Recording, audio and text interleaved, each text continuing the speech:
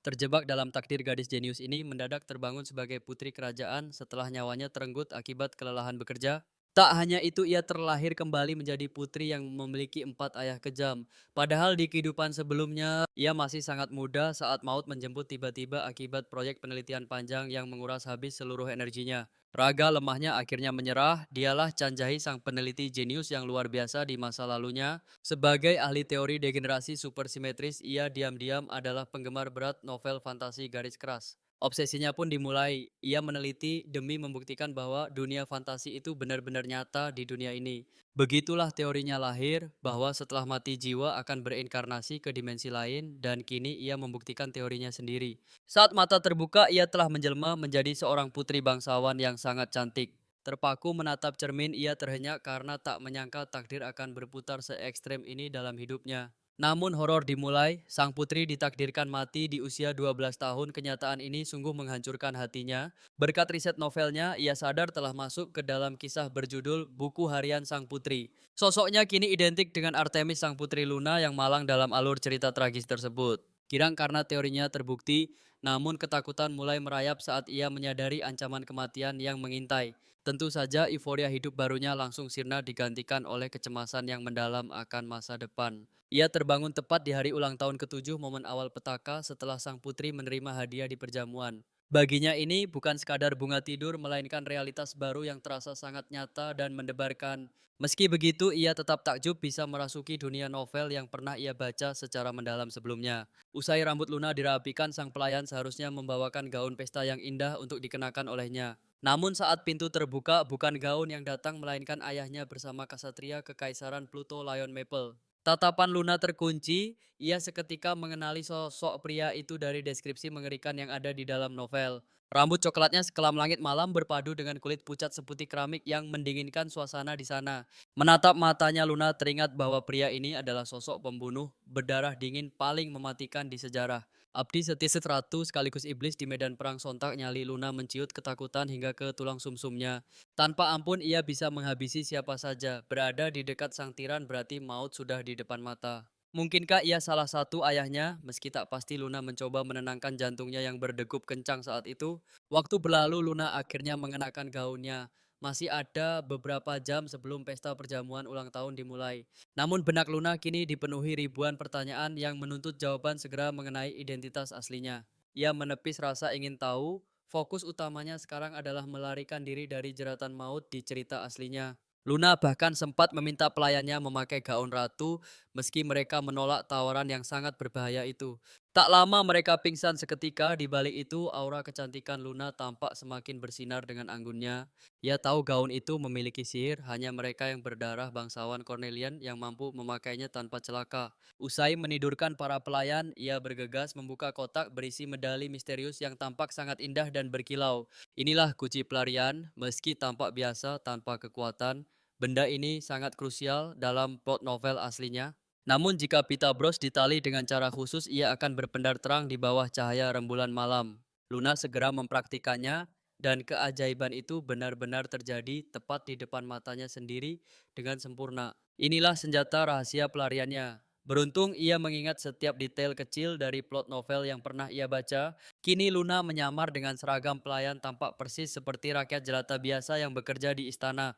Berkat medali itu wujud dan tingginya berubah, namun saat keluar ia justru berpapasan dengan sosok Pluto. Pria itu menggenggam pedang bersimbah darah dengan sesosok tubuh tak bernyawa yang tergeletak mengenaskan di sampingnya. Muak mendengar rintihan korbannya, Pluto mengakhiri nyawa pria itu hanya dalam satu tebasan maut yang kilat. Menyaksikan kekejaman itu, Luna nyaris berteriak. Beruntung ia segera membungkam mulutnya sendiri dengan tangan yang gemetar. Di novel, ia hanya mendengar kabar pembunuhan mata-mata, tapi kini ia melihat horor itu secara langsung. Teror menyelimuti batinnya. Jika pria ini tahu ia mencoba kabur nyawanya, pasti akan melayang dalam sekejap. Namun Pluto menyadari keberadaannya, tak ada jalan keluar. Luna terpaksa menampakkan diri dan menyapa sang iblis. Mengingat alur cerita inilah saatnya para pelayan baru rekrutan Kanselir Eugene mulai memasuki area istana tersebut. Pluto nyaris mengungkap rahasia itu. Kecurigaannya pada gadis itu mulai membara.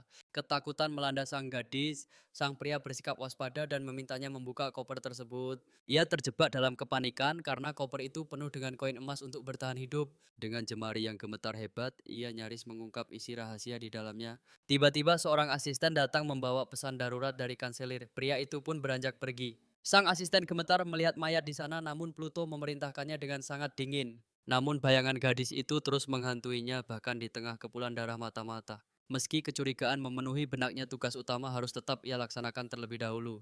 Luna melanjutkan pelariannya hingga sebuah melodi indah menariknya ke sebuah pintu terbuka. Di sana sosok pria pirang rupawan menyambutnya. Pria itu menyadari kehadirannya dan memanggilnya mendekat. Luna melangkah masuk dan terpana. Rambut pria itu berkilau indah bagai cahaya rembulan.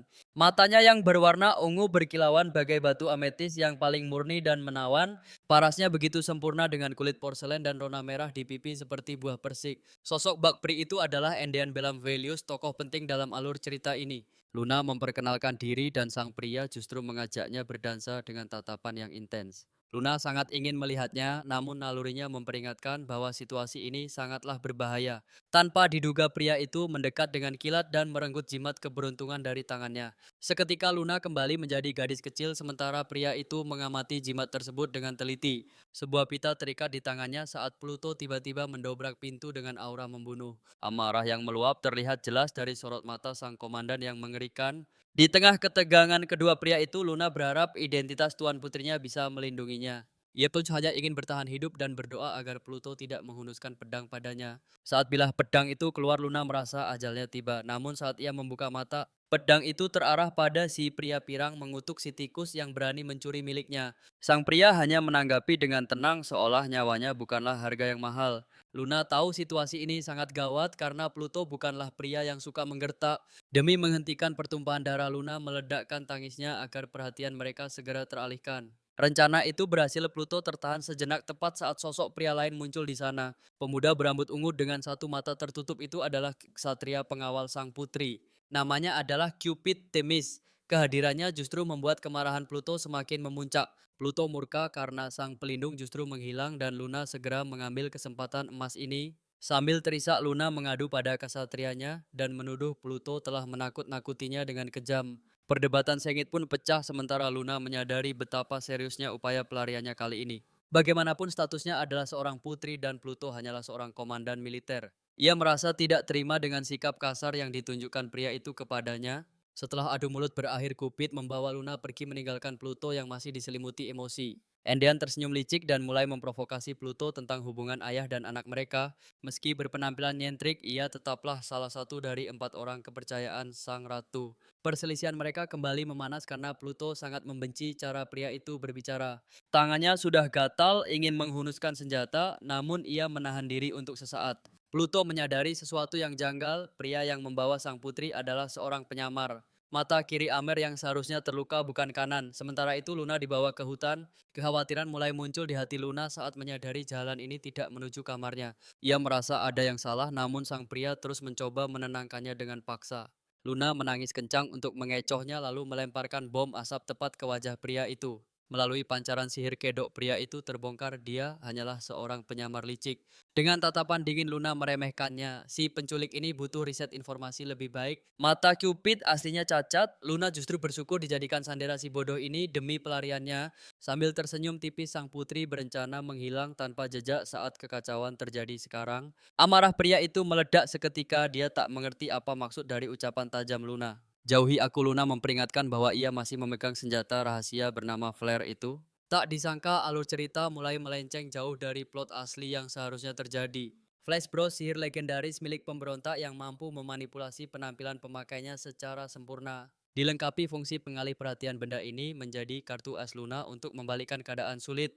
Kebingungan melanda si penculik. Dia tak menyangka gadis kecil ini begitu sulit untuk ditaklukkan. Kau benar-benar jenius, seru pria itu, namun Luna lebih cemas akan kecepatannya beradaptasi. Insting yatim piatu bangkit kembali, aturan hidupnya jelas, siapa yang tak beradaptasi akan mati. Prinsip keras itulah yang selama ini menempa dan menyelamatkan nyawa Luna berkali-kali. Baru saja hendak melangkah pergi, teriakan memilukan tiba-tiba terdengar membelah kesunyian di belakangnya. Andy Moon muncul seketika, sang mata-mata menyergap Luna dan menempelkan senjata tajam ke lehernya.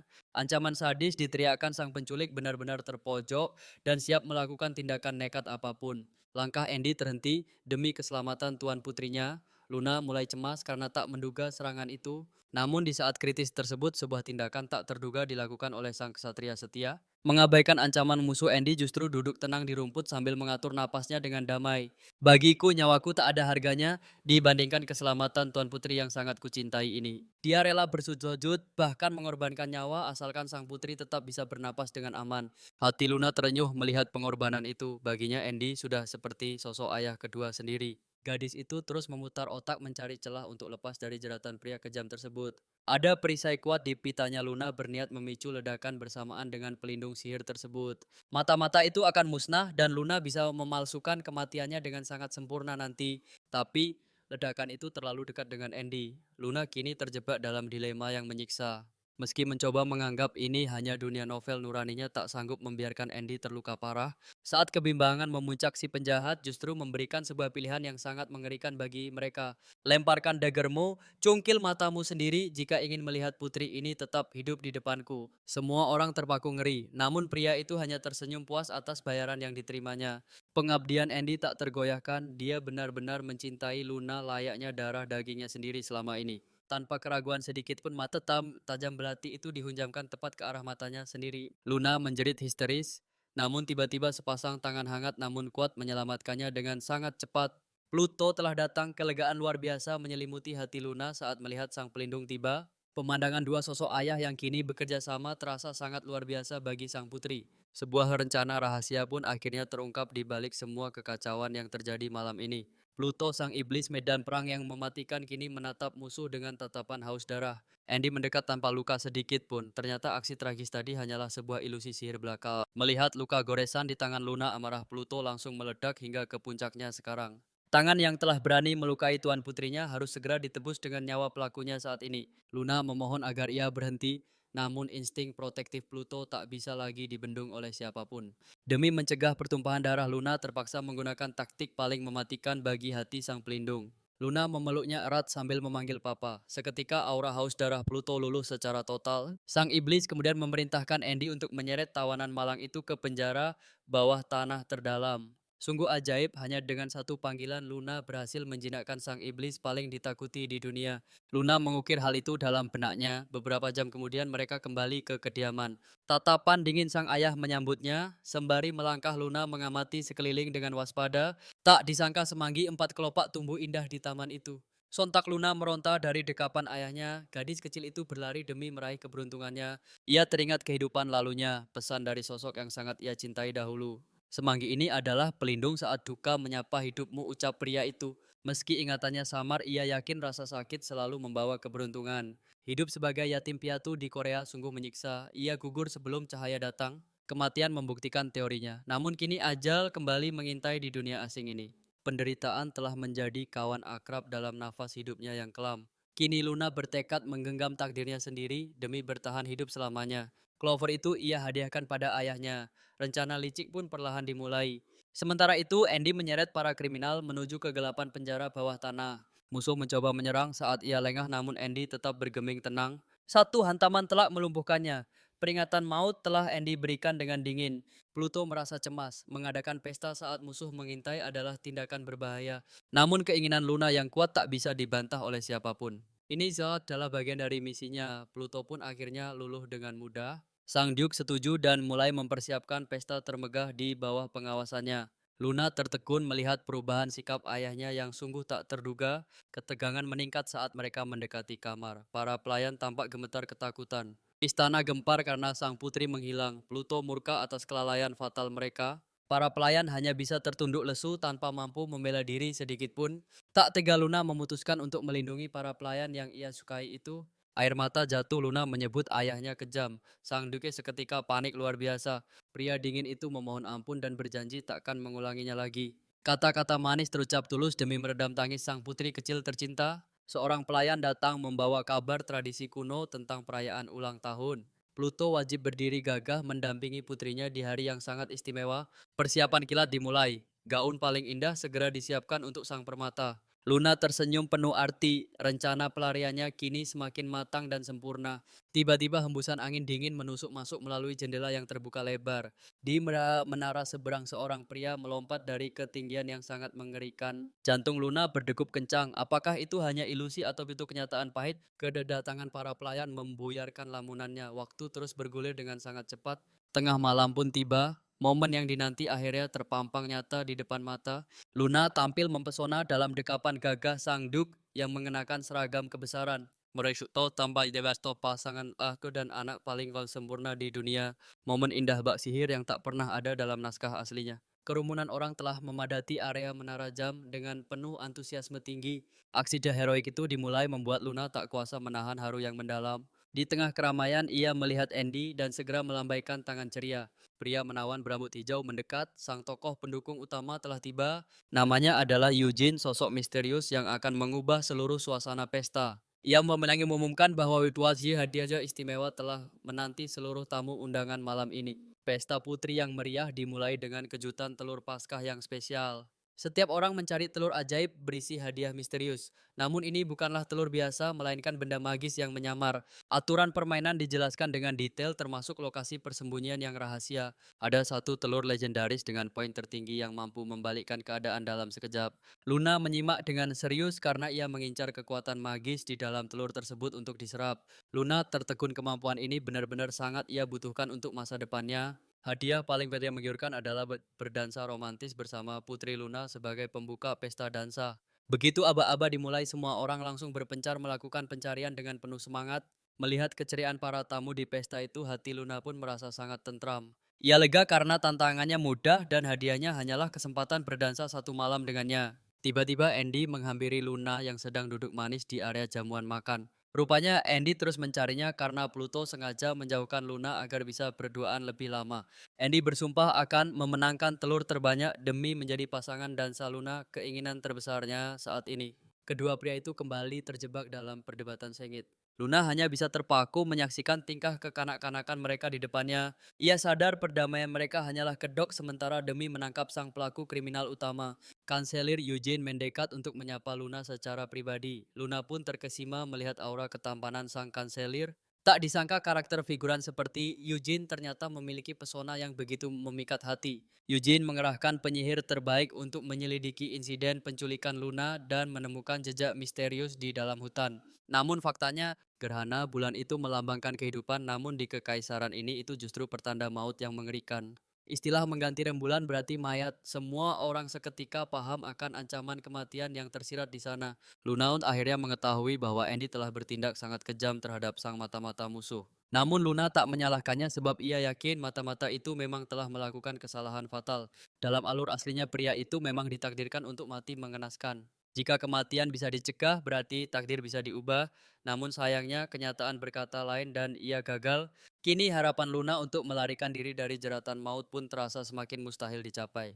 Luna didera keputusasaan mendalam, ia tak tahu strategi apa lagi yang harus dilakukan demi menyelamatkan nyawanya. Meski Kalut Luna memutuskan untuk tetap ikut serta mencari telur-telur ajaib itu. Kedua ayahnya bersikeras menemani, tapi Luna menegaskan bahwa ia sudah cukup dewasa untuk pergi sendiri. Mereka sebenarnya khawatir Luna akan diculik lagi, namun mereka juga harus mulai menghargai kemandirian putri kecilnya. Luna sangat memahami kekhawatiran mereka yang berlebihan, karena Luna terus memaksa Eugene pun memberikan sebuah solusi agar kedua ayahnya merasa lebih tenang. Sebuah telur kecil diletakkan di tangan Luna lalu seketika menghilang setelah mantra dibacakan. Jika Luna tersesat atau bahaya mengancam, ia cukup membisikkan kata-kata kunci rahasia tersebut. Kembang api akan meledak di langit sebagai penanda lokasi Luna agar para pelindungnya bisa segera datang. Akhirnya Luna pergi berpetualang sendirian meninggalkan para pria yang masih sibuk beradu mulut di belakang sana. Melihat mereka berdebat, Eugene menyadari bahwa ini adalah pertama kalinya mereka berbicara begitu lama setelah sekian lama. Sir Pluto yang dijuluki iblis medan perang dan sang Lord Andy yang perkasa, sang Cerberus. Dua sosok yang dulu adalah monster haus darah kini telah berubah total hanya demi seorang gadis kecil. Eugene yakin perubahan besar ini dilakukan mereka semata-mata demi melindungi kebahagiaan sang putri tercinta. Saat Luna mencari telur, ia bertemu rombongan Ksatria pimpinan Jini, tangan kanan Pluto yang sedang bersiaga. Jini baru saja naik pangkat menjadi Ksatria penuh, namun ia tetap setia menunggu perintah dari tuannya. Ia sangat menyadari betapa kelamnya reputasi buruk yang dimiliki oleh Sang Lord. Dia bagai iblis di medan laga, sesosok Blue Falcon yang dingin namun mempesona haus darah tanpa ragu sedikit pun. Berbagai julukan mengerikan disematkan padanya, namun bagi pria itu berada di samping sang iblis adalah kehormatan tertinggi. Dan debar jantungnya kian kencang bukan karena rasa takut yang mencekam. Inilah yang selalu diperingatkan para ksatria senior sejak detik pertama kau menginjakkan kaki di sini. Sebagai bawahan sang komandan hidupmu bukan lagi milikmu sendiri. Saat menatap wajah sang pemimpin sang ksatria tersipu hebat. Dia telah jatuh hati sepenuhnya menanti titah sang Pluto dengan penuh gairah demi membuktikan kesetiaan abadinya. Faktanya, sang pria memerintahkan perburuan telur hanya demi meraih imbalan untuk berdansa bersama putri tercinta. Namun kesatria lainnya mulai curiga, mereka tak percaya sang iblis sudi mengejar telur hanya demi tarian sang putri. Mereka mengira telur itu adalah bom mematikan dan mulai menyebarkan rumor palsu yang meresahkan. Namun pada akhirnya setelah beberapa menit berselang, para ksatria itu berburu telur dengan waspada merasa seolah mereka kini menjadi ahli penjinak bom yang mempertaruhkan nyawa. Sementara itu, sang rembulan sukses menjalankan misinya. Dia telah menemukan beberapa telur dan menyerap kekuatannya. Berbekal pengetahuan tentang alur cerita, dia tahu letak telur-telur itu. Andy berhasil membawa semuanya kecuali 2 butir saja. Satu-satunya yang gagal ditemukan adalah telur tersembunyi serta telur transformasi yang legendaris. Telur transformasi itu dikisahkan baru akan muncul di depan istana Artemis saat permainan telah berakhir. Luna yakin benda itu awalnya tak ada di sana. Telur itu kunci utama pelariannya untuk memanipulasi wujud diri. Maka dia harus segera menemukannya demi melancarkan rencana yang telah disusun matang. Saat bertengger di pohon untuk mengambil telur, dia melihat seorang anak kecil mendekat sambil berbicara pada burung besar. Luna terperangah melihat sosok bocah itu. Keindahannya sungguh luar biasa, seolah bukan berasal dari dunia ini. Bocah bermata emas dan berambut pirang itu tampak seperti keajaiban alam yang turun langsung dari surga. Namun setelah merenung sejenak, dia tersadar di mana pernah melihat sosok misterius tersebut sebelumnya. Dialah naga agung dalam mitologi Prometheus ketiga, salah satu kandidat ayah bagi sang rembulan.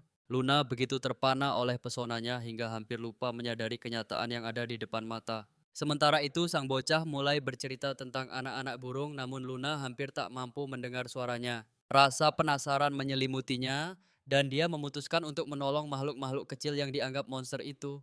Dia bertanya dengan iba apakah bocah itu tak merasa kasihan pada mereka yang takkan selamat tanpa induknya. Baginya ini sungguh kejam karena sang gadis seolah melihat cerminan nasib tragisnya sendiri pada mereka. Burung-burung itu disebut PKL Monster dalam cerita yang pejantannya memiliki kasih sayang tulus dan jantung permata berharga. Karena permata hanya ada pada burung dewasa, manusia serakah pun berusaha keras untuk membesarkan anak-anak mereka, meski selalu berujung kegagalan karena jiwa liar mereka tak akan pernah bisa dijinakkan oleh siapapun. Dan itulah mengapa anak burung yatim itu akan mati mengenaskan. Luna memahami kenyataan pahit ini dengan sangat baik. Namun dia bertanya pada sang pria, apakah mereka terlahir hanya untuk mati karena tak mampu melawan takdir? Dalam keputusasaan burung-burung itu, dia melihat dirinya sendiri yang tahu akan kematian namun tak berdaya. Luna menolak menyerah pada maut, namun dia belum menemukan cara untuk mengubah garis nasib yang kelam. Sang bocah pun mengisahkan legenda tentang gadis berhati mulia yang mampu menjinakkan kegelapan burung PKL yang jahat. Berabad-abad dia hidup, namun belum pernah ia temui seorang gadis pun yang mampu menerima keberadaan makhluk tersebut. Namun Luna mampu berkomunikasi dengan tenang dan menemukan telur di sana membuat sang naga terpana seketika. Dia segera meraih sarang berisi telur itu, satu-satunya orang yang sanggup menjinakkan mereka lalu melompat dari dahan pohon. Sang gadis mengira tubuhnya akan hancur, namun untungnya takdir berkata lain bagi dirinya. Matanya terpaku pada sosok-sosok itu, mitos hidup yang menyegel kekuatannya, dan berubah menjadi dewasa saat mengerahkan mana. Dan itulah yang dia lakukan di saat yang genting demi menyelamatkan sang gadis dari bahaya. Setelah suasana tenang, dia mengecup kening Luna sambil membisikkan pujian manis atas kebaikan hati yang ia miliki. Usai menurunkan Luna, sosoknya lenyap bak kabut, namun sebelumnya dia sempat membisikkan cara untuk bertemu kembali. Luna tak menyangka pertemuan itu berakhir secepat kilat, namun di bawah pohon dia menemukan sebutir telur lagi. Itulah topeng Daphne, pusaka yang memberinya kemampuan untuk meniru wajah orang lain dalam radius 500 meter. Itulah telur transformasi incaran Luna, hatinya berbunga-bunga, namun tiba-tiba langkah kaki asing terdengar mendekat. Secepat kilat ia menyelinap ke semak-semak mencuri dengar bisik-bisik para gadis di sana. Kabar mengejutkan telur itu ternyata bom waktu ketakutan mencekam mereka merasa maut tengah mengintai. Namun mereka tetap berharap pada sosok Pluto sang pelindung tangguh yang kini tengah menyisir hutan. Luna paham motif di balik pencarian itu meski ia berharap ini hanyalah sekadar isapan jempol. Tak ingin membuang peluang emas, ia merapal sihir penyamaran dan berubah menjadi sosok bangsawan anggun. Kini rambutnya pirang berkilau berbalut gaun merah muda yang sangat mempesona. Sambil mendekap sarang burung tanpa ia sadari, sosok calon ayah keduanya terus mengawasi penuh tanya. Pria itu sadar sihir penyamaran tadi pasti menyimpan sebuah rahasia besar di baliknya. Getaran aneh ini sudah lama terkubur sejak kepergian Athena. Kini perasaan itu mendadak bangkit kembali. Bayang Putri Naga melintas. Ia bertekad mengawalnya demi menemukan warisan terakhir milik mendiang Athena.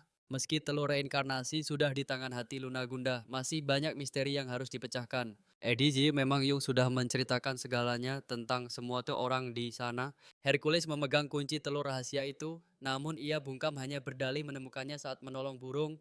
Luna pun dilanda kebingungan. Bagaimana mungkin ia bisa menemukan benda sepenting itu secara tak sengaja? Di tengah langkah kakinya yang bimbang, sosok Hercules muncul tengah sibuk menyelamatkan nyawa kecil. Rambut coklatnya nampak lembut, matanya setenang rusa, namun tubuhnya setegap dan segagah beruang hutan. Tangan raksasanya mendekap anak burung dengan lembut. Dialah Hercules, kandidat ayah terakhir yang Luna cari. Luna terpaku melihat ketampanannya yang setara Pluto. Seketika tatapan mereka bertemu dalam keheningan hutan. Pria itu merasa terusik.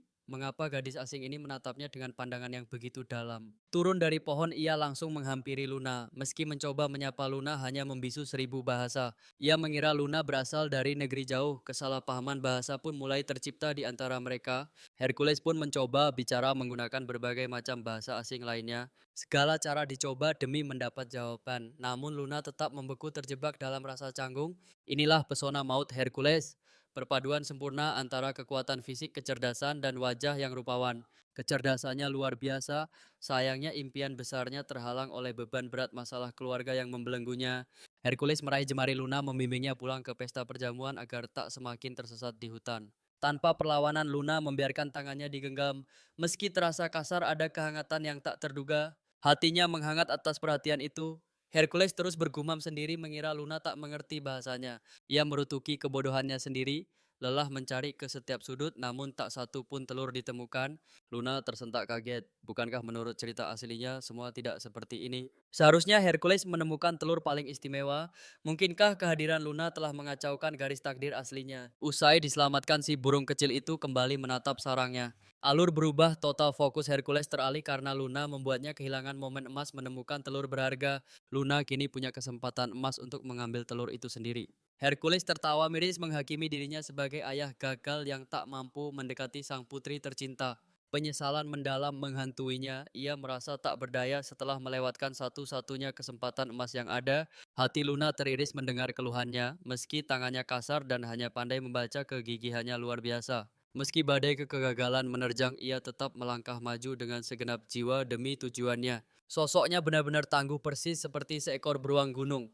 Perjuangannya tak boleh sia-sia, ia seharusnya menemukan telur itu untuk mengalahkan Andy dan memeluk putrinya. Luna tak rela melihatnya kalah dari pria penipu itu, keadilan harus ditegakkan demi martabatnya. Dengan mantap Luna menarik tangannya kembali, ikuti aku dan jangan banyak tanya, tegasnya penuh wibawa. Dia dari kata berlari agak kencang kan kaki kembali ke sana. Luna bertekad Hercules harus menjadi orang itu yang menemukan telur itu. Ia ingin membuktikan bahwa di dunia yang kejam ini kerja keras terkadang membuahkan hasil manis. Luna melompat ke sarang, matanya terpaku pada telur-telur misterius yang ingin ia sentuh. Dia harus bersiap karena penyamarannya akan terbongkar tepat saat kontak fisik terjadi.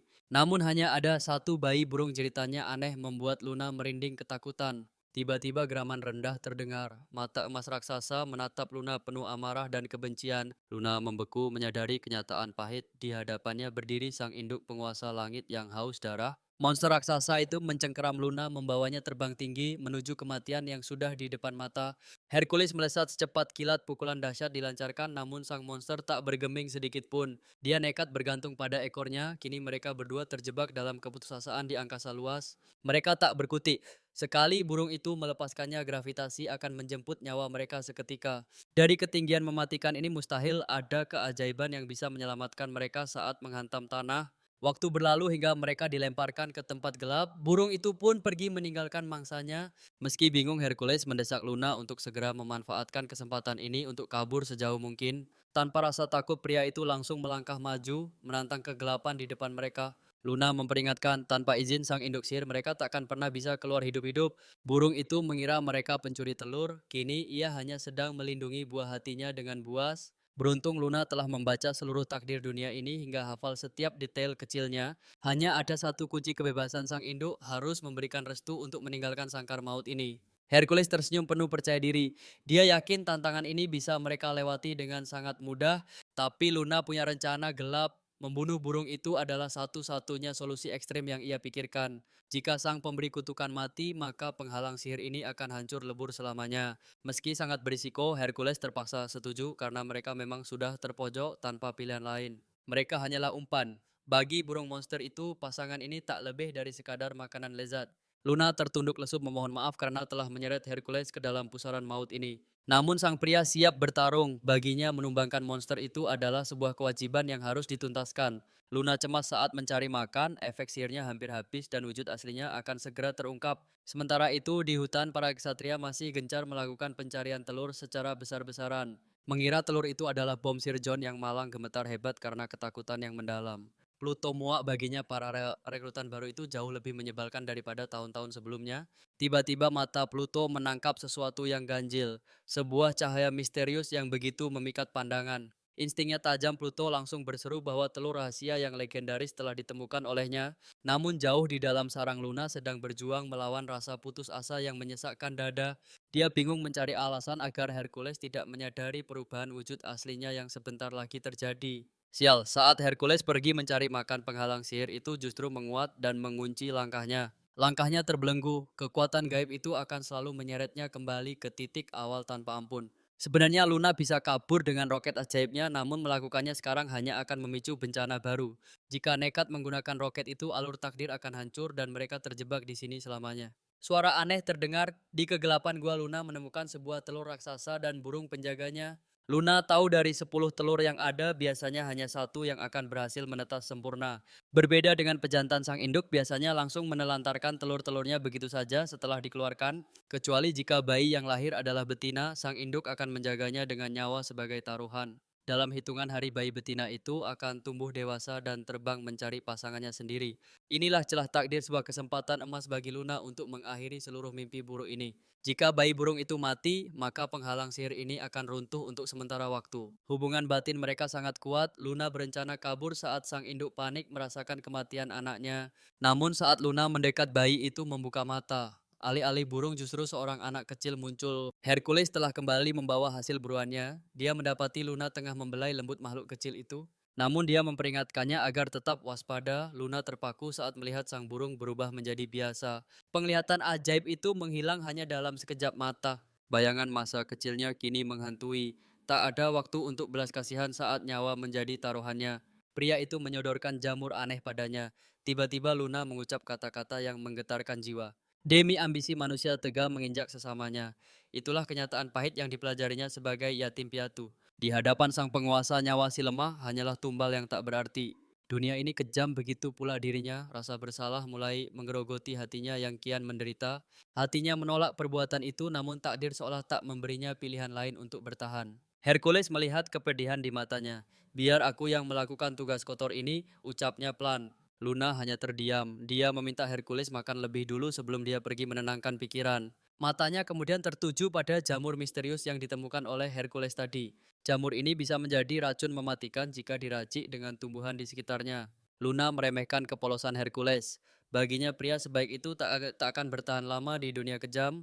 Saat sedang mengumpulkan jamur, jeritan pilu seekor bayi burung memecah kesunyian hutan. Dia berlari menuju tebing dan melihat bayi burung yang malang terjatuh dari ketinggian. Keajaiban langka terjadi ketika insting keibuan sang burung melampaui segala batasan yang ada. Sang induk mencari keberadaan bayinya di sarang pasangannya dengan penuh rasa cemas. Sang ibu mengira bayinya telah tiada, padahal dia hanya gagal terbang di percobaan pertama.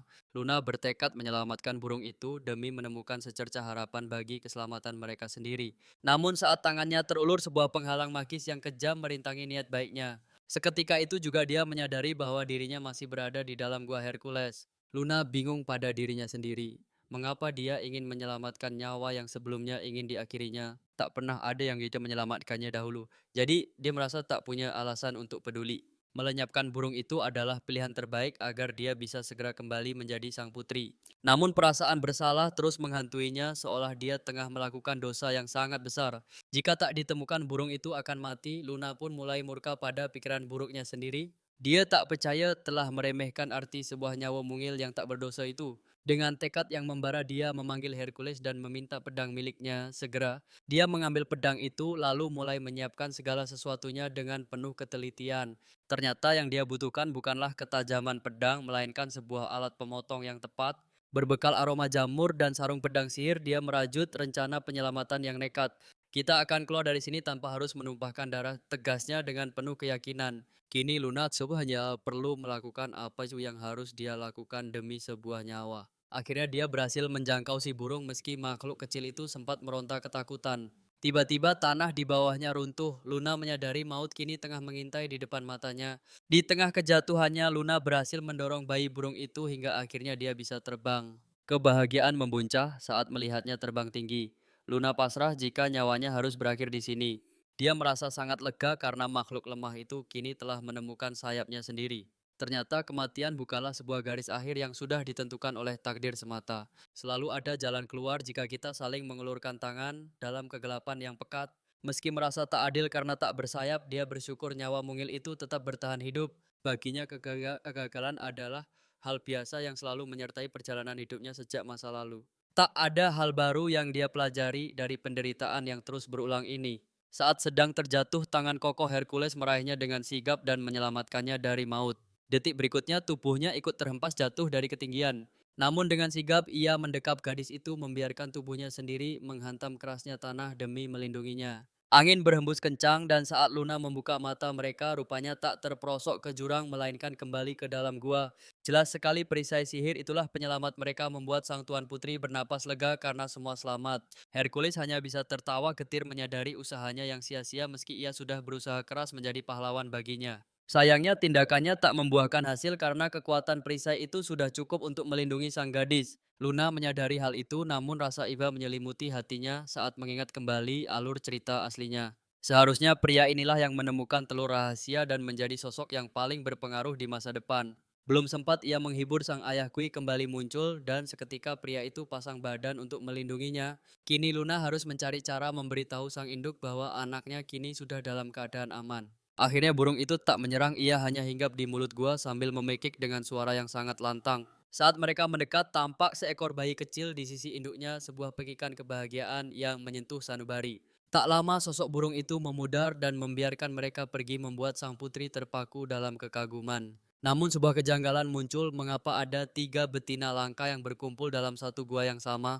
Pasti ada rahasia besar di sini, batinnya sembari melangkah kembali menuju sarang untuk menatap telur misterius itu. Walau jauh dari istana, tempat ini masih merupakan wilayah kerajaan membuat kecurigaannya terhadap telur itu semakin memuncak. Hercules bercerita bahwa ia menemukan telur rahasia itu saat hendak mengembalikan bayi burung yang terjatuh ke sarangnya. Tanpa menyebutkan siapa yang ia selamatkan, Luna pun sadar betapa tulus dan polosnya hati pria di depannya ini. Ia bahkan mengira bayi malang itu adalah monster namun tetap memilih untuk menolongnya dengan penuh kasih sayang. Saat ia mengambil telur itu, semesta seakan memujinya sebagai sosok paling berani dan mulia di seluruh negeri Asteria. Luna telah menunaikan wasiat sang ratu menorehkan tinta emas baru dalam lembaran sejarah panjang kerajaan Astria. Amarahnya memuncak pada Eugene karena pria itu berbohong mengenai lokasi telur yang sebenarnya berada di tempat terpencil. Hal itu benar-benar membuat Luna merasa sangat murka hingga tiba-tiba isak tangis Hercules pecah karena merasa begitu bersyukur telah ditemukan. Ia memuji Luna sebagai wanita yang luar biasa, membuat senyum tipis terukir indah di wajah sang tuan putri. Meski ia tahu betapa besarnya keinginan pria itu, Hercules justru memberi selamat dengan tulus tanpa rasa iri sedikit pun. Sosok pria yang sungguh memikat dengan kebaikan hati yang murni dan tak pernah berniat menyakiti siapapun. Maka Luna memutuskan memberikan telur itu kepadanya, walau Hercules sempat menolak karena merasa Luna lebih pantas memilikinya.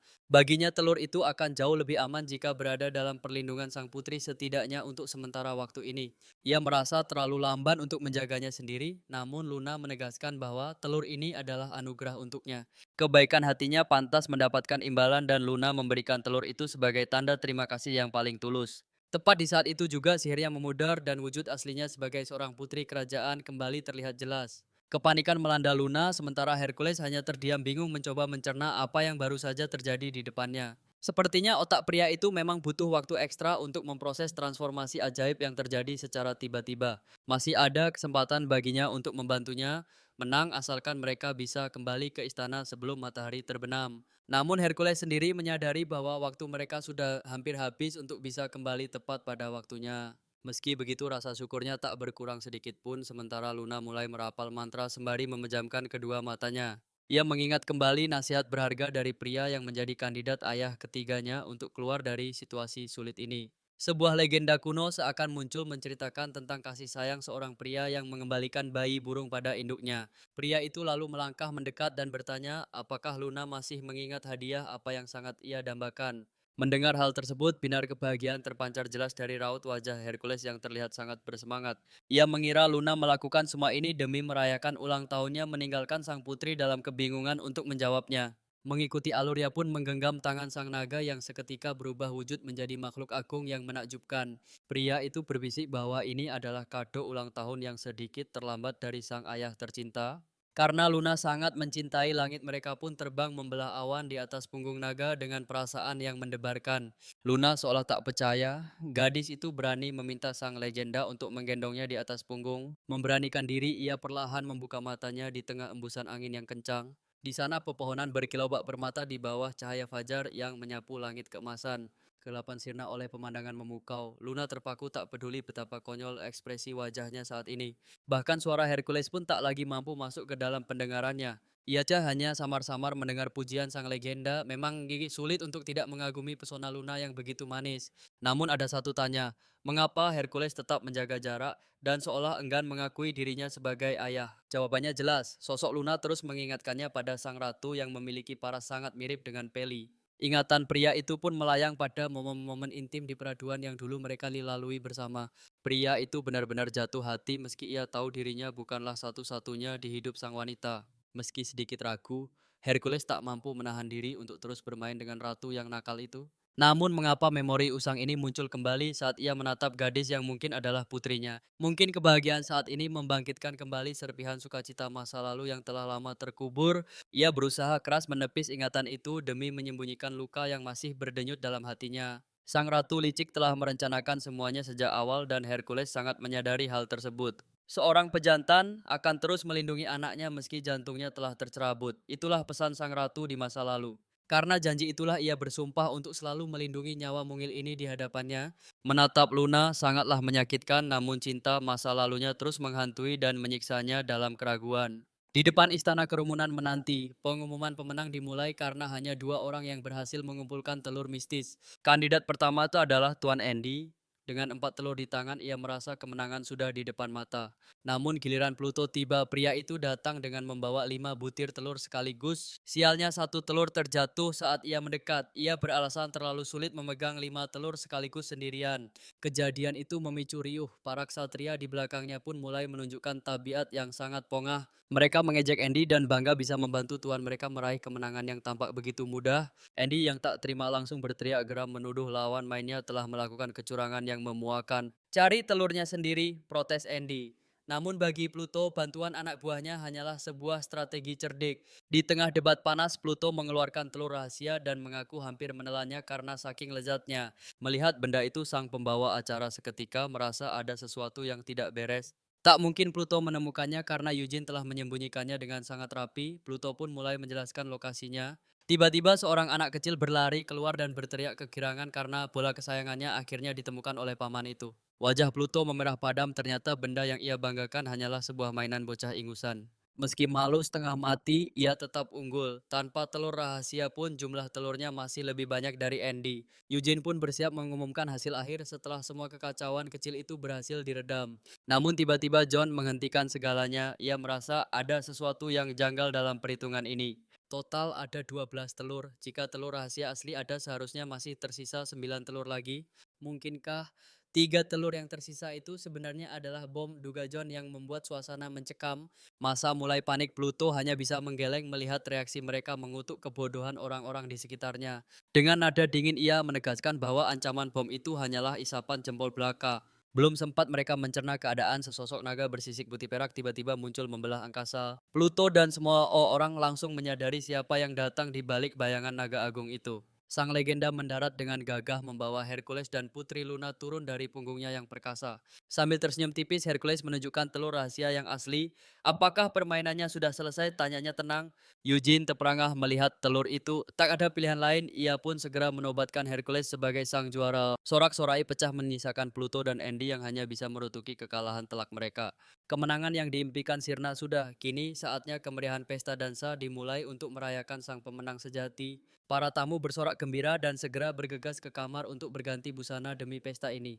Begitu pula dengan Ella, ia tampil anggun dengan warna serasi sebelum memulai dansa pertama mereka. Ketegangan di pesta itu perlahan mencair berganti dengan alunan musik yang membuat semua orang mulai berdansa. Demi mengimbangi tubuh Hercules yang besar, Luni kecil harus berjinjit di atas kaki pria itu agar bisa berdansa. Namun pada akhirnya ia merasa berat tubuhnya akan menyusahkan Hercules hingga ia memutuskan untuk turun secara perlahan. Sialnya saat mencoba berpijak kembali, langkahnya goyah dan ia nyaris terjatuh ke lantai. Beruntung kekuatan sihir sang mitos menyambar tubuhnya di udara tepat sebelum sebuah kecelakaan terjadi. Sambil tersenyum, ia berkata bahwa panggung utama adalah tempat yang lebih pantas untuk keanggunan mereka.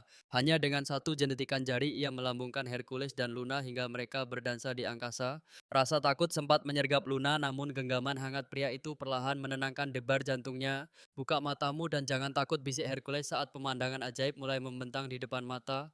Luna terkesiap binar, kekaguman terpancar jelas dari kedua matanya melihat keindahan dunia dari ketinggian. Dengan sopan ia membungkuk mengajak sang putri memanfaatkan momen indah ini untuk berdansa di awan.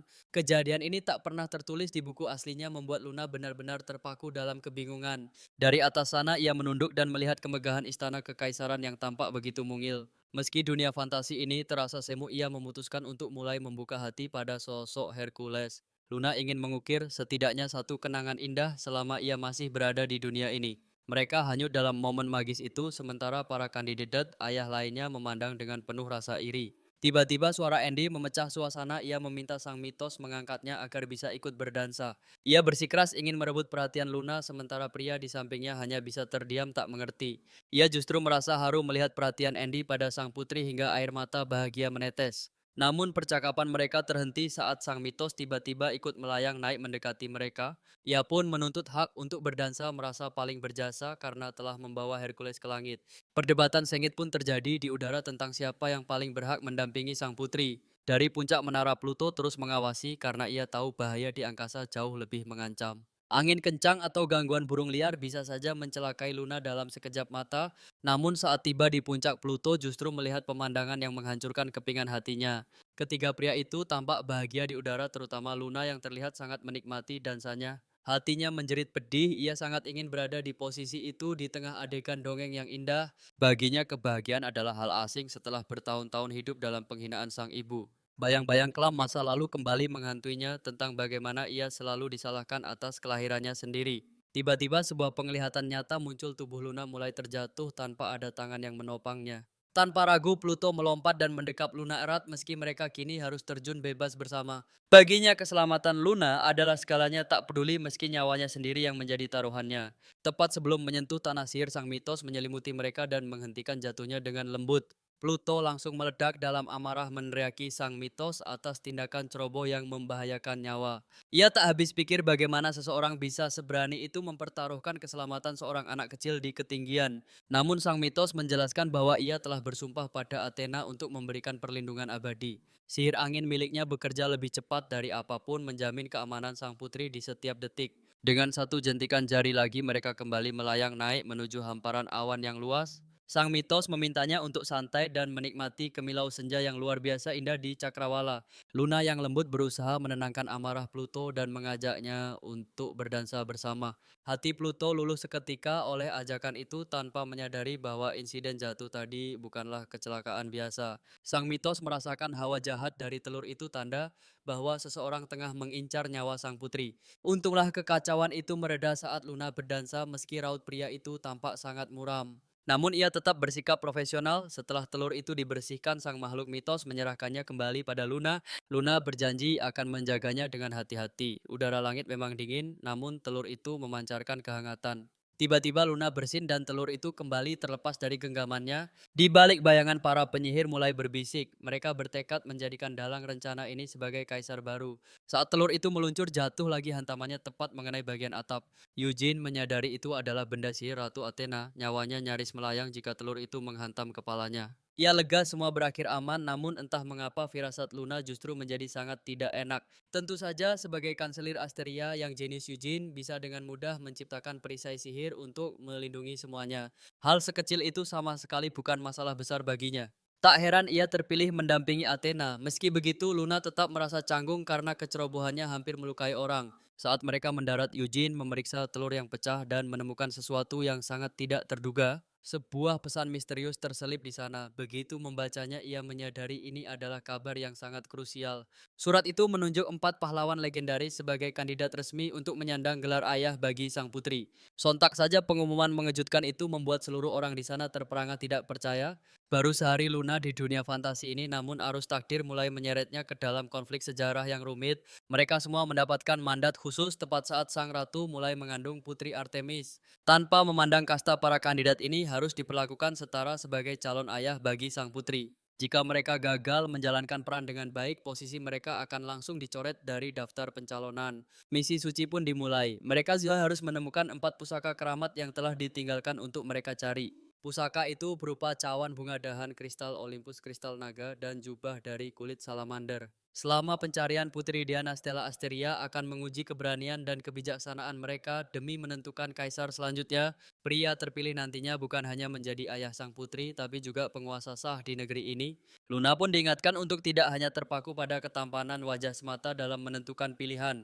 Ia harus berpikir sangat rasional. Mendengar hal itu, para pria di sana seketika membeku dalam keterkejutan. Seluruh hadirin yang mendengar isi surat itu pun ikut tenggelam dalam suasana yang sangat mencekam. Perdebatan mulai pecah mengenai siapa yang paling layak memimpin kekaisaran sekaligus menjadi ayah bagi gadis itu. Meski terdengar gila, anehnya tidak ada satupun yang berani menentang aturan tersebut seperti dugaan Luna. Bagaimanapun salah satu dari kandidat itu memang sosok yang sangat diharapkan rakyat untuk segera naik takhta. Banyak yang muak pada wali kaisar yang bodoh jauh berbeda dengan mendiang permaisuri yang sangat luar biasa. Suara-suara yang mendukung sang panglima ksatria untuk menjadi kaisar pun mulai terdengar semakin nyaring. Dialah pahlawan yang menumbangkan tiran Deos dan berjasa paling besar dalam pembangunan kekaisaran agung ini. Namun para penguasa memutuskan posisi wali kaisar akan bertahan hingga upacara kedewasaan Putri Artemis tiba. Tentu saja Luna menyadari bahwa semua ini hanyalah akal-akalan politik yang sangat picik. Mereka berniat menggulingkan takhta dan menyingkirkannya. Luna pun bertekad menghadapi masalah ini setelah pesta usai. Dengan bantuan pelayan Luna berganti mengenakan gaun indah yang telah disiapkan secara khusus untuk malam ini. Gaun itu tampak sangat anggun. Saat ia hendak keluar kamar, tiba-tiba terdengar suara ketukan di pintu. Sosok yang muncul adalah Cupid. Ia datang memohon maaf karena tidak bisa hadir di perayaan ulang tahunnya. Para pelayan segera menyerbunya dengan berbagai pertanyaan mengenai rumor yang beredar selama ia menghilang secara misterius. Cupid tertunduk lesu karena merasa sangat malu dan bersalah atas bahaya yang sempat mengancam keselamatan sang putri. Luna sudah tahu dia telah kembali tepat setelah mendengar kabar penculikan yang ada dalam cerita aslinya. Kini Luna akhirnya bisa berhadapan langsung dengan sosok aslinya yang selama ini hanya ia baca.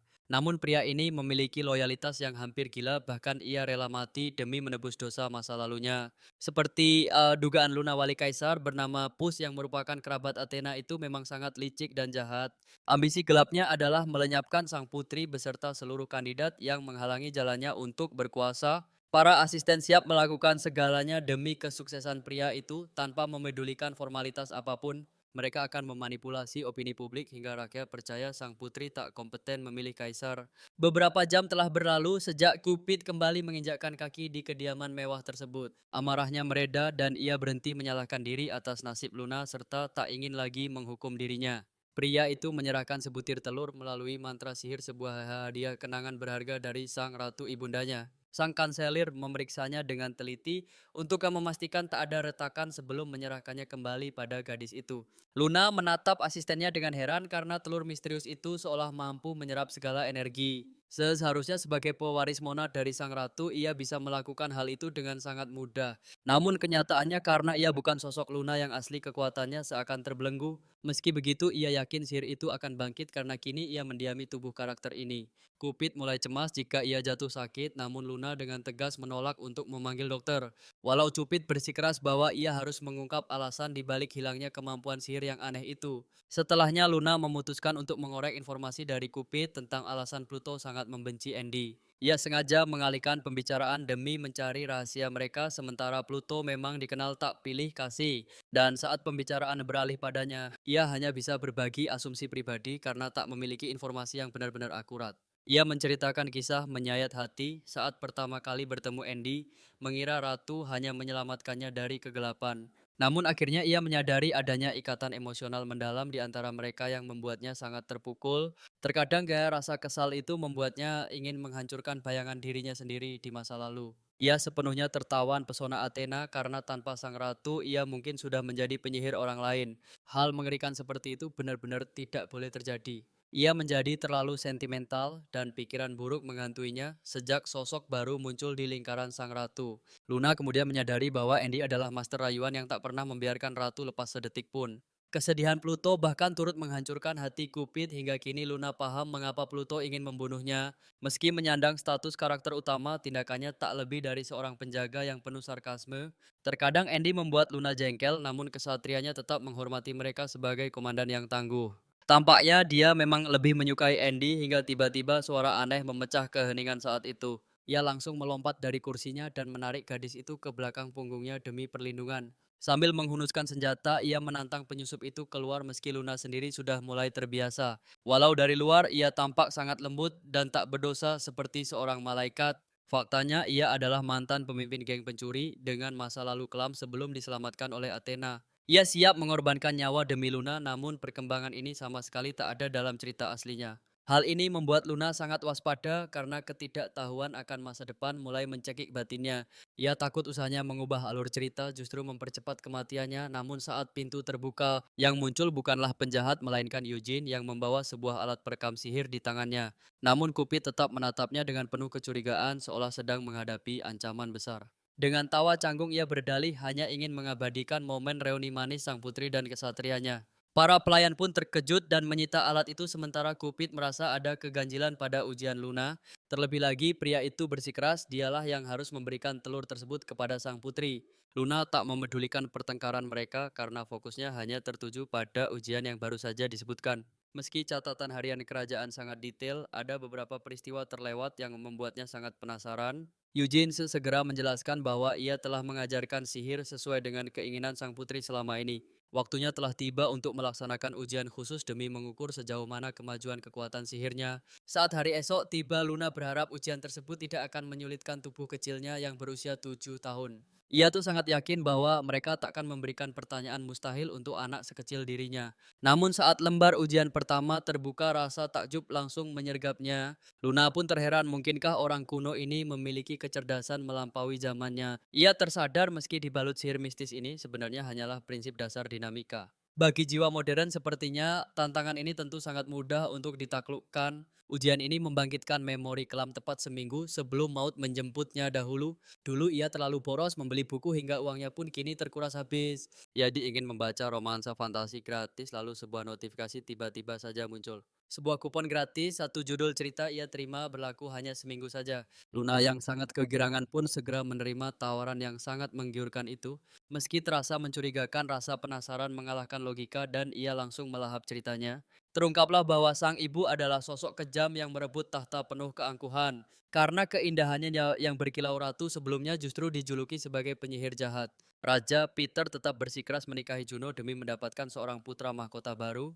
Lahirlah Athena sang putri penyihir, namun kondisi Ratu Yuna memburuk pasca persalinan. Setelah berkali-kali keguguran raja kejam itu mengeksekusinya dan membuang Athena sejauh mungkin. Enggan melihat bayangannya sekalipun Athena dikurung di desa yang sangat jauh dari istana. Dulu Luna sempat mengira sang raja tiran ingin memperbaiki hubungan dengan putrinya, namun mendadak sang penulis memutarbalikkan alur cerita hingga membuatnya benar-benar terperangah. Kekejaman ayahnya membuat Athena kehilangan kepercayaan pada pria dan mulai menutup hati. Lebih tragis lagi, Raja Jupiter tewas dibantai pengkhianat bernama Deimos. Volume 1. Kisah putri terbuang ini berubah drastis saat ia membalas dendam dan menumbangkan tiran.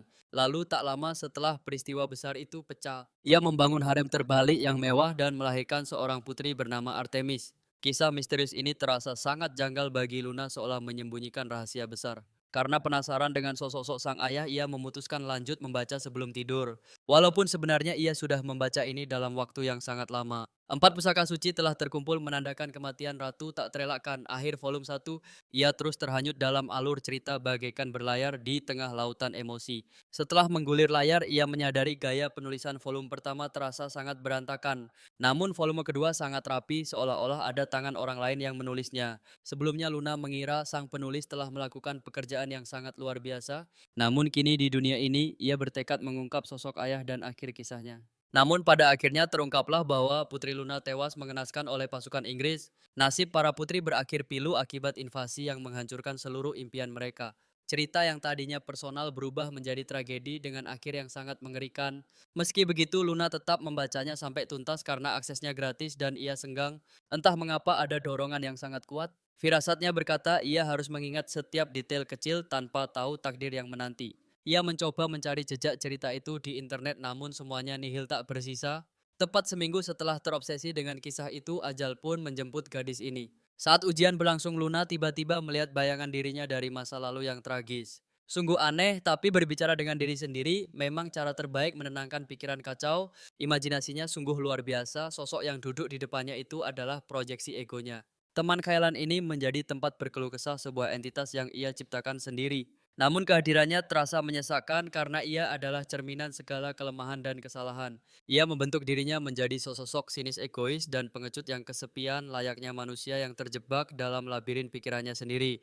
Meski mereka mencoba menekan dan membuang memori buruk bayang-bayang itu selalu kembali hingga akhirnya Luna menemukan cara lain untuk menghadapinya. Pertanyaan besar pertama yang menghantui jiwanya adalah alasan mengapa ia terlahir kembali sebagai tokoh utama dalam sebuah novel. Gadis itu mulai menyadari bahwa setiap kreasi manusia, entah bagaimana caranya, pasti berakar dari serpihan memori kehidupan lampau. Dunia yang tertulis dalam buku harian kerajaan itu, novel tempat ia terjebak sekarang bukanlah sekadar fiksi, melainkan realitas yang benar-benar ada, walaupun sulit untuk menjabarkan memori bawah sadarnya secara mendalam. Bagian kedua dari buku harian kerajaan itu tampak ditulis dengan penuh pertimbangan yang sangat matang, namun misteri mengapa ia menjadi protagonis tetap tak terjawab hingga ia beralih ke pertanyaan kedua, mengapa ingatan masa lalunya masih tetap utuh? Ada beberapa kemungkinan yang terlintas dalam benaknya untuk menjawab teka-teki itu. Mungkinkah ini terkait teori string dalam reinkarnasi memori yang tak terhapus saat kematian, ataukah ia memang memiliki ingatan super? Namun alasan mengapa hidup baru ini dimulai 70 tahun yang lalu tetap menjadi misteri besar yang belum terpecahkan baginya. Pertanyaan terakhir adalah yang paling memikat, yakni apakah tubuh yang ia tempati ini memiliki memori di tahun-tahun awal kehidupannya. Ia sadar tak bisa mengingat apapun dan curiga bahwa beberapa memori sengaja dihapus secara paksa dari raga tersebut. Sebagai contoh, kemampuan bahasa yang tiba-tiba hilang atau akses memori yang tertutup rapat sebelum jiwa Luna menempati raga karakter ini. Namun ada satu topik krusial lainnya yang harus ia bedah sendiri demi memahami segalanya secara mendalam. Baginya perilaku Pluto terasa sangat janggal dan ia belum mengerti bagaimana semua itu berkaitan dengan jati dirinya yang kedua. Akhirnya ia memutuskan fokus pada misi utama menemukan 4 pusaka suci peninggalan Ratu Athena untuk menghentikan invasi Inggris. Jika keempat benda legendaris itu disatukan, mereka akan menciptakan sebuah pelindung sihir yang tak tertembus Dalam cerita aslinya, hanya dua benda yang ditemukan itu pun dicuri oleh mata-mata licik tepat di jantung istana kerajaan. Akibatnya wilayah itu hancur dibombardir Inggris dan Putri Luna tewas tragis, sebuah akhir kelam yang harus ia ubah sekarang. Masalahnya di kehidupan lalu ia melewatkan bagian pencarian pusaka suci ini karena menganggapnya membosankan dan memilih membaca bagian yang lebih seru. Sejarah mencatat bahwa Luna mengembuskan napas terakhir akibat kehabisan mana yang sangat fatal. Berbeda dengan Athena, Luna mewarisi jenis sihir unik dari ayahnya dan alat pendeteksi mana tersebut tersembunyi di kamar permaisuri. Inilah kunci utama sekaligus solusi bagi segala permasalahan rumit yang menjeratnya.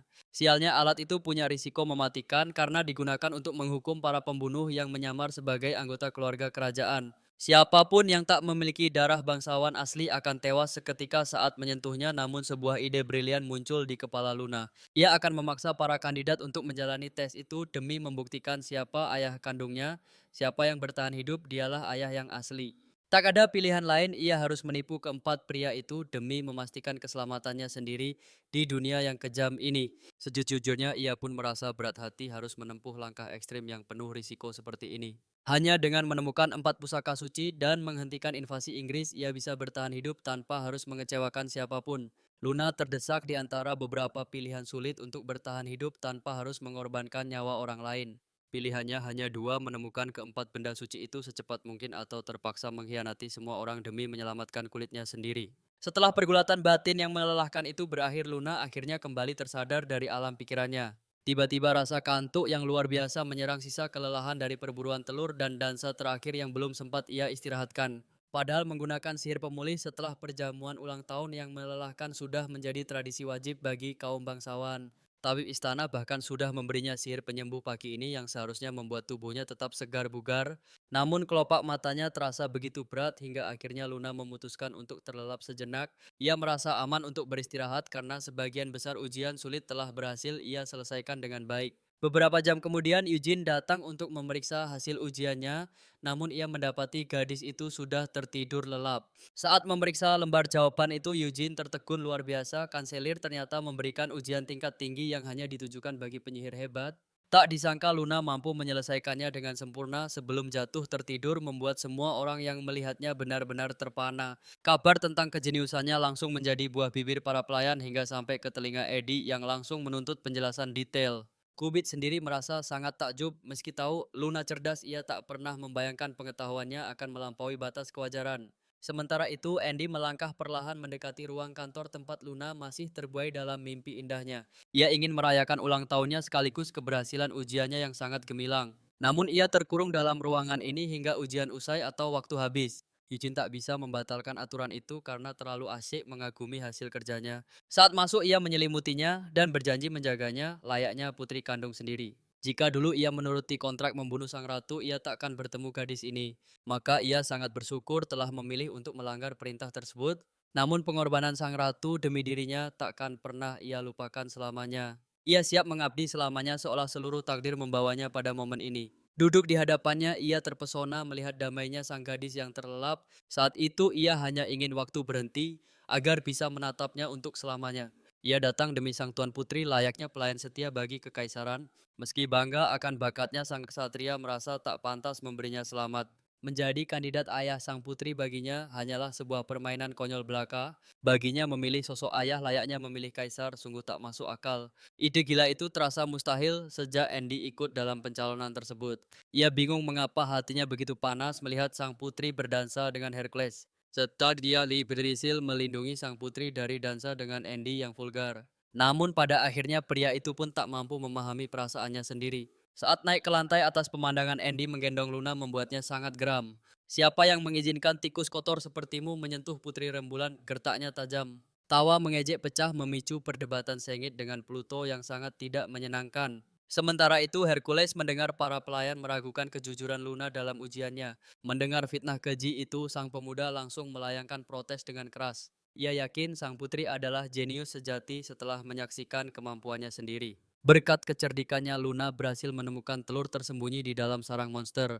Insting dewasanya membuat para pelayan bungkam dan akhirnya mengakui kehebatan sang putri. Saat menuju kantornya, sesosok makhluk mitos mendadak muncul dari balik jendela. Ia memuji kehebatan Luna yang mampu menjinakkan makhluk dengan begitu mudahnya. Ia pun memberi peringatan maut agar mereka menjaga lisan jika masih ingin hidup. Sementara itu, di lantai 4 ketegangan di antara para pria kian memuncak. Luna yang pura-pura tidur sadar situasi kian gawat dan ia harus segera bertindak.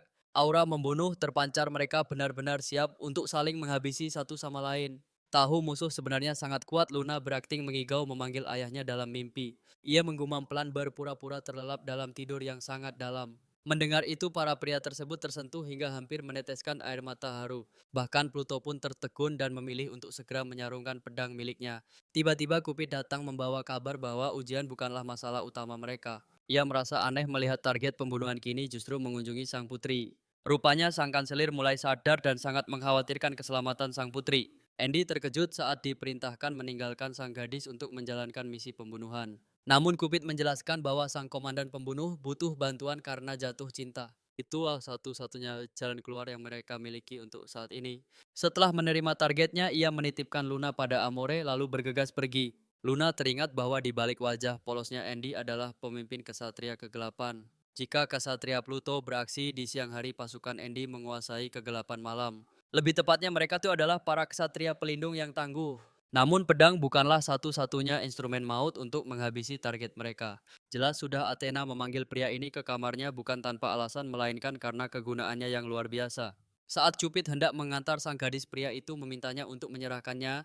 Tanpa keberatan, Cupid pun menurut. Dia berpesan agar tidak membangunkan Luna. Saat berada di pelukan Pluto, pria itu terkejut karena Luna jauh lebih berat dari dugaannya. Atau mungkin dia justru terkekeh geli melihat beban kecil yang menggemaskan ini di lengannya. Dengan hati-hati dia membaringkan Luna di atas ranjang. Sang gadis tetap pura-pura terlelap dalam tidurnya.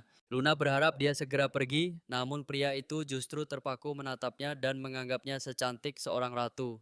Di momen itu Luna teringat betapa mengerikannya Pluto saat menjadi iblis haus darah di medan perang. Padahal jika mengikuti alur cerita aslinya, hubungan mereka berdua tidak pernah sedekat ini. Luna selalu menghindar karena rasa takut yang mendalam, sementara sang pria hanya fokus pada tugas malamnya. Namun sekarang segalanya terasa berbeda, membuat sang gadis kebingungan dengan perubahan sikap yang tiba-tiba ini. Saat pria itu hendak beranjak pergi, jemari telunjuknya tiba-tiba tertahan oleh genggaman tangan mungil Luna yang mengigau. Luna memanggilnya ayah lalu merutuki dirinya sendiri karena merasa tindakannya sudah benar-benar gila. Rasu pernah melakukan hal serupa dan tindakan Luna kali ini pun memiliki alasan yang sangat kuat. Dia ingin menguji apakah tiran ini bisa menjadi ayah penyayang demi menjamin kelangsungan hidupnya di masa depan.